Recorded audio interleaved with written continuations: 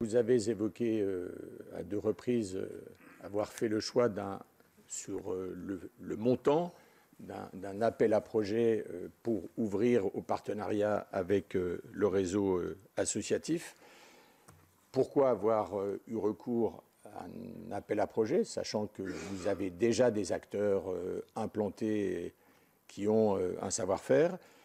Comment vous êtes-vous tenu, informé du processus et à quelles étapes êtes-vous intervenu pour obtenir des retours d'informations ou pour valider des décisions? Alors d'abord, monsieur le rapporteur, sur le choix de l'appel à projet, il y a un échange entre mon directeur de cabinet, monsieur le préfet Jallet, et moi-même sur la manière justement de financer et de soutenir financièrement au mieux les acteurs de la société civile. Monsieur le préfet Jallet me propose de passer par un appel à projet en me disant, je suis tout à fait consciente qu'aujourd'hui ça peut paraître paradoxal à la lumière des événements, mais en me disant que ce sera plus transparent et plus équitable que les subventions de gré à gré, puisque jusqu'à présent c'était des subventions, me semble-t-il, de gré à gré du CIPDR en direction des associations.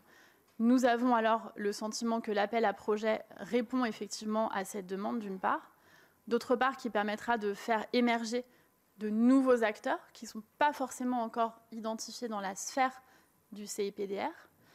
Et donc nous prenons ensemble, et j'assume la décision de passer par un appel à projet. Ensuite, il y a un comité de sélection qui est mis en place avec des membres de l'administration et des membres de mon cabinet. Moi, je n'interviens pas personnellement. Je ne suis pas dans le comité de sélection. Eu égard à ce que je rappelais dans mon propos introductif, les rôles de chacun, il n'est pas du rôle du ministre de faire de l'ingénierie et d'ouvrir le capot pour regarder l'ensemble des dossiers. Donc je ne suis pas dans le comité de sélection.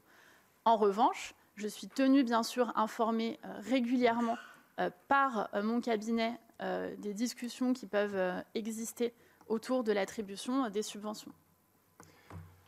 Je pense qu'on aura l'occasion d'y revenir, mais à ma connaissance, vous deviez faire partie du comité de sélection.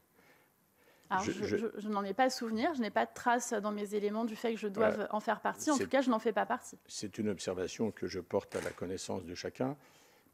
Je relève dans l'explication que vous venez de donner que vous dites avoir suivi les conseils du préfet Jallet, votre directeur de cabinet à l'époque, et vous dites, pour l'appel à projet étant considéré comme une procédure plus transparente et plus équitable. Je mesure que vous utilisez à dessein ces mots, puisque ce sont exactement les mêmes qui sont repris par l'Inspection générale de l'administration pour dénoncer le fait que la procédure était ni transparente ni équitable. Absolument. Donc je ne sais pas si c'est une manière pour vous de répondre et de dire qu'il y a eu erreur sur toute la ligne,